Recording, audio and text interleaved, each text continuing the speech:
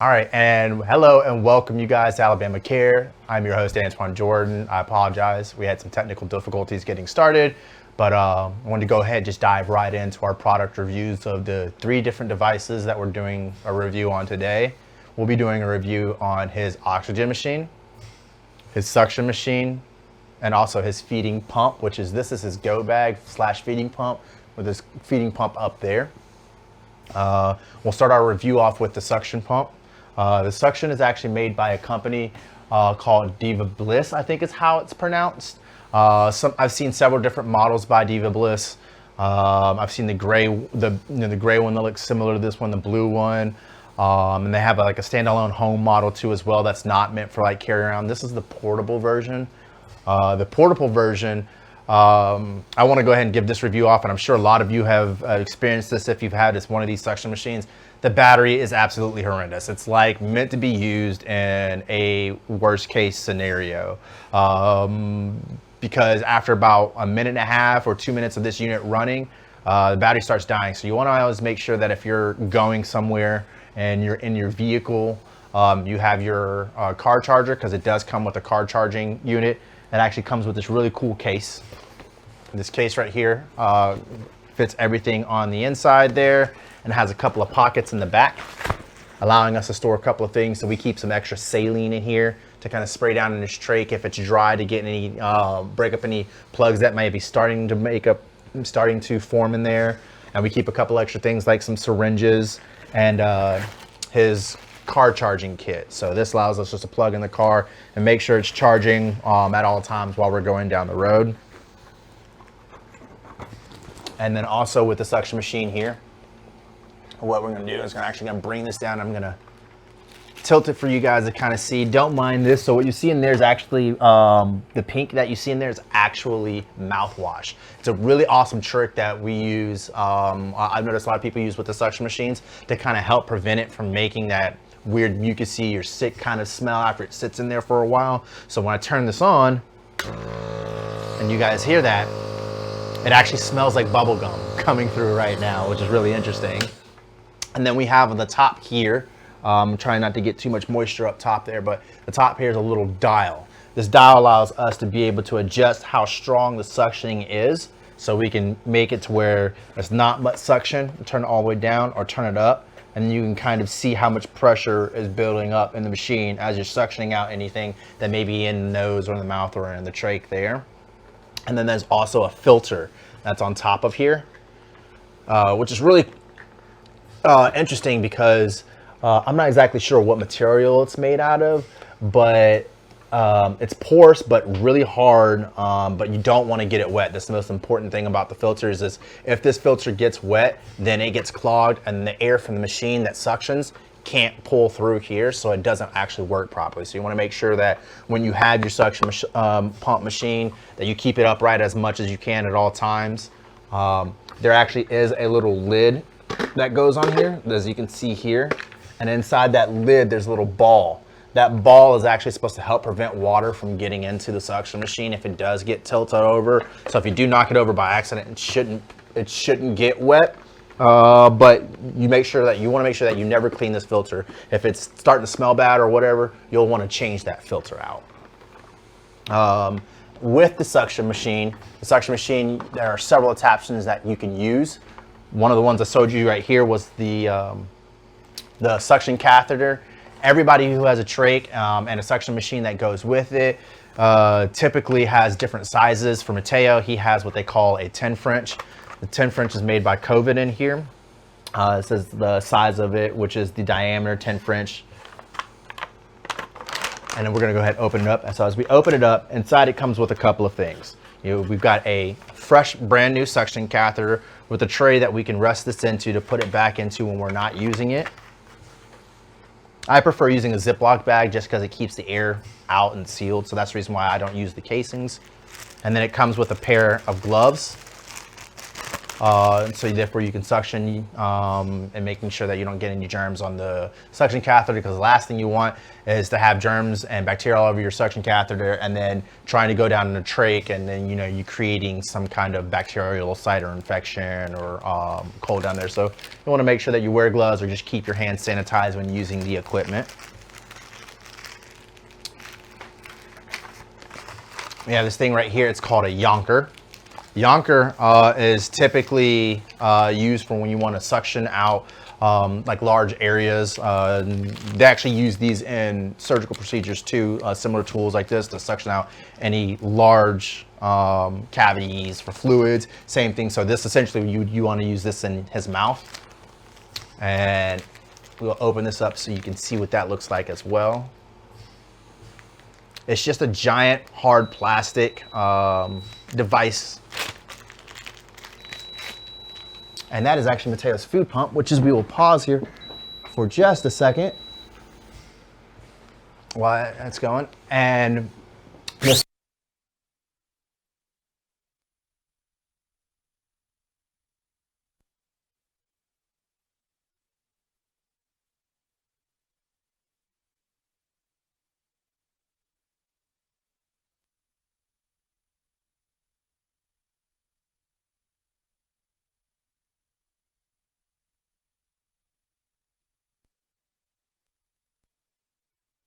catheter.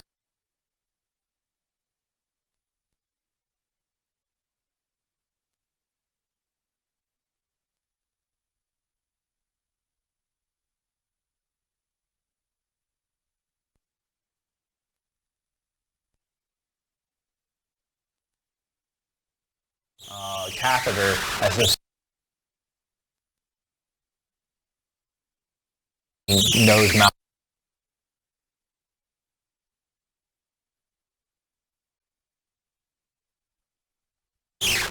So 1 second.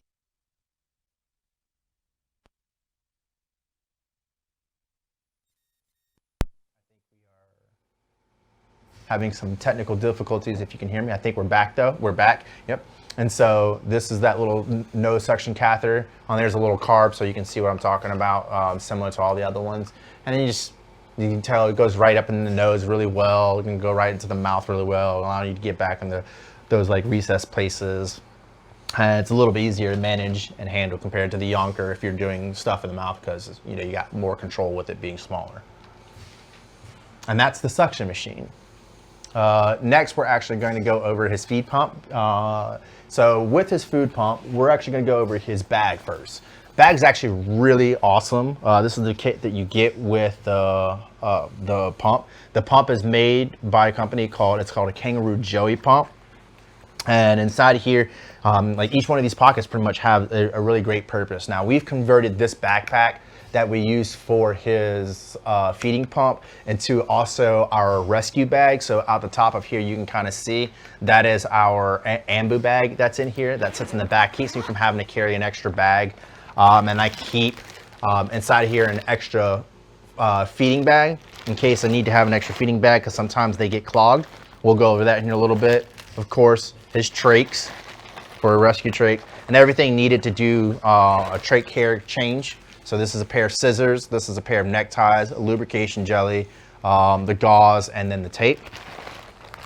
And then that's it pretty much for that front compartment side for that. The second part that you see here in the middle, it's got 3 compartments. This is a smaller compartment. This is where we store our gravity bag. There have been times where we have been out doing something throughout the day and his feeding bag will clog up and I didn't have an extra feeding bag in here. So what this allows us to do is be able to give Mateo his food without actually using the Kangaroo pump. It's a gravity fed bag. And essentially when you use this bag, you pour the food however much you're trying to give, for whether it's a bolus food or a continuous, however much you need to make sure that it stays refrigerated. You fill it up and it fills into right here so you can kind of see the rate at which change. And then you've got this clamp that you roll and unroll to adjust the feeding rate of the gravity. But this allows you to just feed directly from this bag directly into Mateo's G-tube.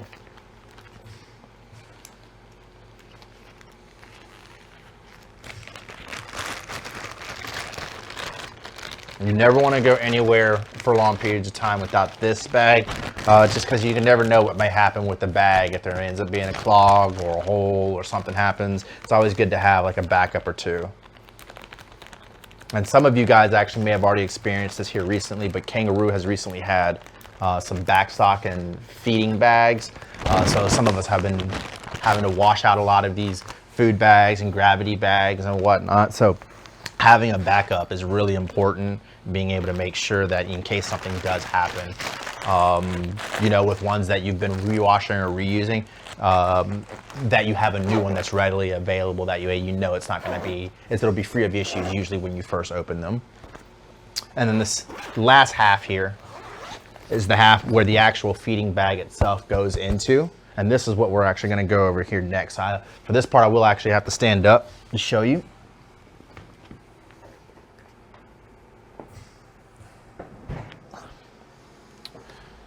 So with this part right here, this is the part, this Velcro here, actually takes and secures this bag right here into the feeding bag itself to keep it kind of suspended while in the bag, keeping it from getting pinched. This part comes off of the bag and into the feeding pump, which we can take down now.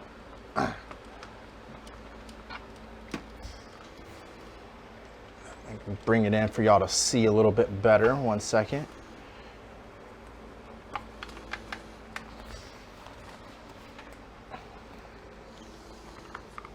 Perfect. There we go. Yeah, I got your lunch right here, mister. And then the feeding bag itself goes directly into the Kangaroo Joey pump here. And this spins, which allows the rate in which the formula delivers, depending on whatever rate you may be using or needing. And on the front screen, as you can see here, it's actually timed to actually start Mateo's evening. So on the front screen here, we've got on there the rate of 170. You'll always have your rate at the top and then how much is going to be delivered at the bottom. So this essentially says a rate of 170 over 170, which means he gets 170 mLs over the course of 1 hour. If the feed rate ends up being over the amount of the volume to be delivered, then it'll be less than an hour. So if I delivered the feed rate at 200 mLs for volume of 170, then it'll be completed in roughly about 45 to 50 minutes versus an actual hour. So we just fill the volume up enough for at least 2 feeds to get a breakfast and lunch done, or dinner and supper, and fit that into this bag with the Velcro.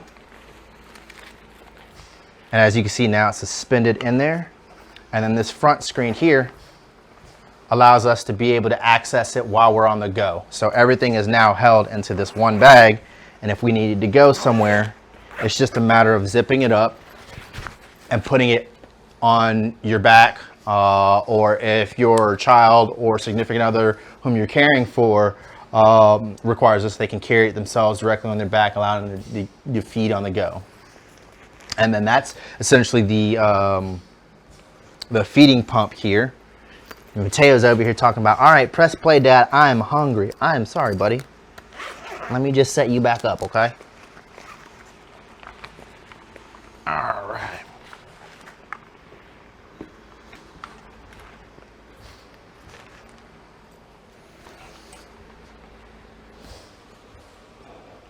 Oh, another thing about the Kangaroo pump, I keep forgetting to think of this as a review versus just letting you all know what its capabilities are. So as far as a review, when it comes to the Kangaroo pump, while I like its longevity with the battery life it has, I get pretty much a good solid whole day off of a charge.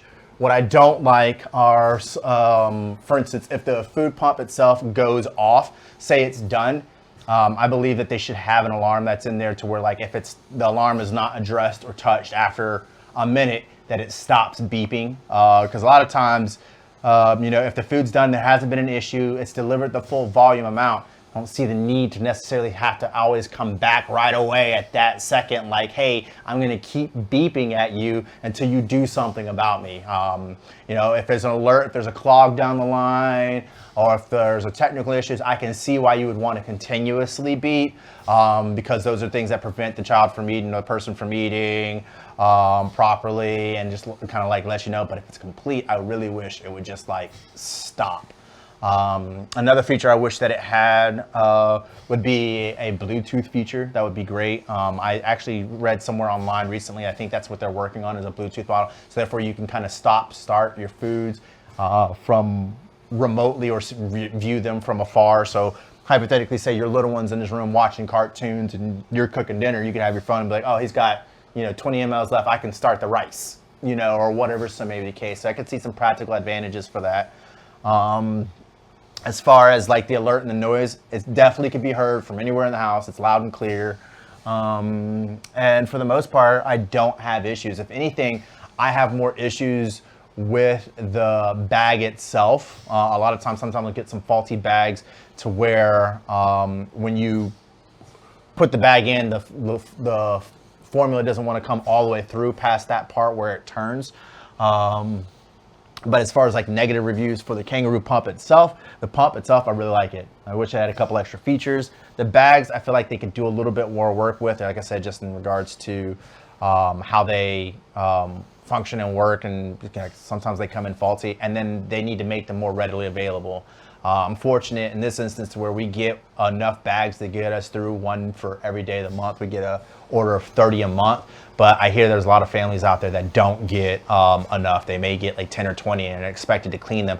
And realistically and practically, it's hard to completely clean that out. There's actually moving parts and part of that pump that connects to the machine that makes it virtually impossible to completely sanitize. So I can't see how they expect you to use it over a 24-hour period. So there's a couple things about that. Kangaroo could work with insurance companies and figure out a way to get, you know, one for every day.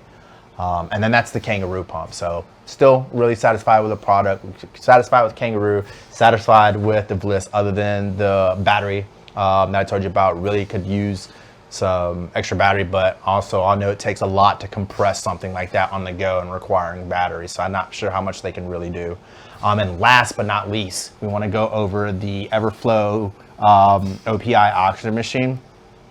Now, everybody that I've seen or whom I've met that's been on an oxygen concentrator, this seems to be the go-to model for all medical suppliers.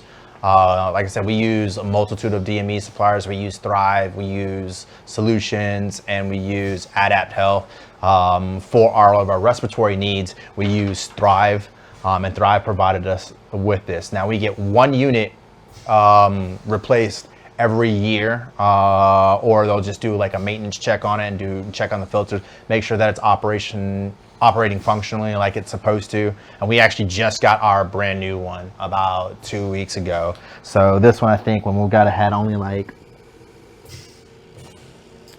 I don't know how many hours left, but on the side here you can actually kind of see, I'm not sure if the camera will actually even be able to focus in on that, but you've got your hours right here letting you know how often it's been used. And then on the back here, you got a place where the filter changes it out. So based on how many hours you use in a calendar year, they'll get you a new one. And then usually every 3 to 6 months, there's a filter that's on the back of here that I can't get off. Usually they'll take care of that, that you switch to make sure that they're getting clean air. Now, another cool thing is actually on the back of here, you probably noticed that there is a black strap that's here. This black strap that's here actually holds a container that sits right in here that holds water. The water is supposed to provide humidification from the oxygen, so you're not getting dry oxygen. So if Mateo was on, say, like his PMV, then we would use the water that came through here, and essentially the air would come through here from out the front of this unit where you see the oxygen cable is now, up through to the container and into the container, and then would be another spout coming off the container that you would run to the patient. So therefore, he delivers that humidity. On the front side here, You can see there's numbers. It goes from essentially 0 to 5 being a 5 liter. This just means that how much liter oxygen is delivered per minute. And in this instance, you can see Mateo's on 3 liters of oxygen just because he's had a rough day today. We went to the doctors today and he had to get blood drawn and they stuck him 5 times, unfortunately. And you know, so we've got some pink Band-Aids all over our arms and legs, and we're gonna try, I guess, doing labs again tomorrow. Then we're just giving him a little bit of rest, a little bit of a break. I'm not sure if you can see the pulse ox behind, but he's doing really well. He's sitting at 98, 99. But you know, just allows him to relax and not have to really worry about that. So all in all, in my opinion, it is a great machine. In my opinion, compared to some of the other oxygen machines I've actually heard before in the past, this is a relatively quiet machine compared to the other ones. The biggest downfall about these oxygen machines is that they get hot. So one of the things I recommend doing is if you have the space in your home, is to run the long oxygen cable. We've got the 25-footer here, and I try and keep it away from, you know, Mateo. Mateo tends to run hot anyways, or if you can run it outside into the hallway to where that hot air is escaping off the oxygen and not just into the whole room, it can definitely make the difference between, I would say roughly somewhere between 6 and 10 degrees in a given room. This thing does run hot, but it runs quiet. So, and it's very efficient. I've never had an issue out of my oxygen concentrators that I've ever had. And this is only our second one. And we've been having one of these for 4 years. So the last one that I had, we had for roughly 3 years with no issues. And so again, this is from Everflow. All right, so this dial right here, like I said, adjusts the oxygen. You've got the switch here and then the humidifier here, and all it does its job. It delivers oxygen at a steady rate, giving Mateo time to relax or to recuperate or to keep his oxygen deficit if he's failing to maintain his oxygens. All in all, Everflow, great device. So reviewing all of these products together, they all go hand in hand, and just providing a better quality of life for Mateo. And if I had to rate any of these products in regards to which one needs the most improvement, I would definitely say the suction machine needs most improvement, just because 30 minutes gone. If I've had to use this twice, it's practically done. And if I can't stay inside of a car all the time or stay next to an outlet all the time, so they really got to figure out something else in regards to that, whether it be interchangeable batteries. That might be an option they could look at. That way you can just swap sets and recharge as you go. That would be a great idea. And yeah, so, you know, it helps keep Mateo alive, keeps him from plugging up, but man, that battery life sucks. And then, like I said, the Kangaroo pump does its job too, functions really well. Just wish it wouldn't beep at us when it was finished. And then the oxygen machine, just wish it wasn't so hot. Outside of that, great quality products. They do their job, and we are more than happy with the education that we learned from the hospital, and I'm more than welcome to share it with you. So thank you so much for tuning into our broadcast. We greatly appreciate it, and I look forward to seeing you guys in next week's broadcast. Have a great day. Bye, y'all. Say bye, Bobs. Say bye.